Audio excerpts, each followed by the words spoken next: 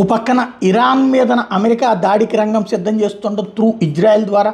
అదే సందర్భంలో ఇరాన్ మీద దాడికి జరిగితే గనక మేము సీరియస్గా తీసుకుంటామని రష్యా చెప్తుండటం, ఈ పరిణామాల మధ్యలో కీలకమైన వ్యవహారాలకు సంబంధించి పార్థసారథి పొట్లూరు గారికి సంబంధించిన ఒక కథనం చూద్దాం. స్పై ఏజెన్సీ అంటే మొసాద్లా ఉండాలి.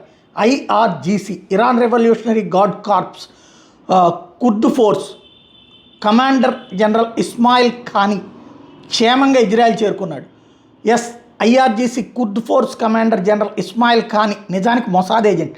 ఇది గూఢచార చరిత్రలో అది ఏ దేశ స్పై ఏజెన్సీ అయినా కావచ్చు, మొసాద్ ఒక అద్భుతమనే చెప్పాలి.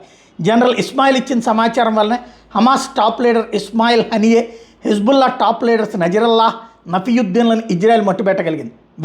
2024 అక్టోబర్లో దక్షిణ లెబనాన్ మీద ఇజ్రాయెల్ చేసిన వైమానిక దాడులు IRGC కుర్ద్ ఫోర్స్ జనరల్ ఇస్మాయిల్ ఖానీ కూడా చనిపోయారని వార్తలు వచ్చాయి. లేదు, ఇస్మాయిల్ ఖానీ దేశద్రోహానికి పాల్పడ్డాడని Iran supreme leader Ayatollah Ali Khamenei arrest చేసి జైల్లో పెట్టి చిత్రహింసలు పెడుతున్నాడనే వార్త కూడా గత అక్టోబర్ నుండి ప్రచారంలో ఉంది. తప్పితే నిజంగా ఇజ్రాయెల్ దాడిలో చనిపోయాడా లేక బందీగా ఇరాన్లోనే ఉన్నాడా అన్నది ఎవరు కనుక్కోలేకపోయారు.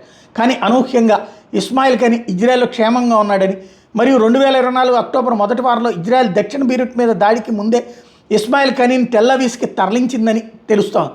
So Trump Iran nuclear facility మీద దాడికి సన్నద్ధమవుతున్న వేళ ఖొమేనీ నమ్మిన బంటు ఇస్మాయిల్ ఖానీ ఇజ్రాయెల్లో క్షేమంగా ఉన్నాడని వార్త రావడం ఖొమేనీతో పాటు ఇరాన్ సైన్యాన్ని ఆత్మరక్షణలో పడేస్తుందన్నది నిజం. ఇస్మాయిల్ ఖానీ దగ్గర IRGC గురించి విలువైనటువంటి సమాచారం ఉంటుంది కదా.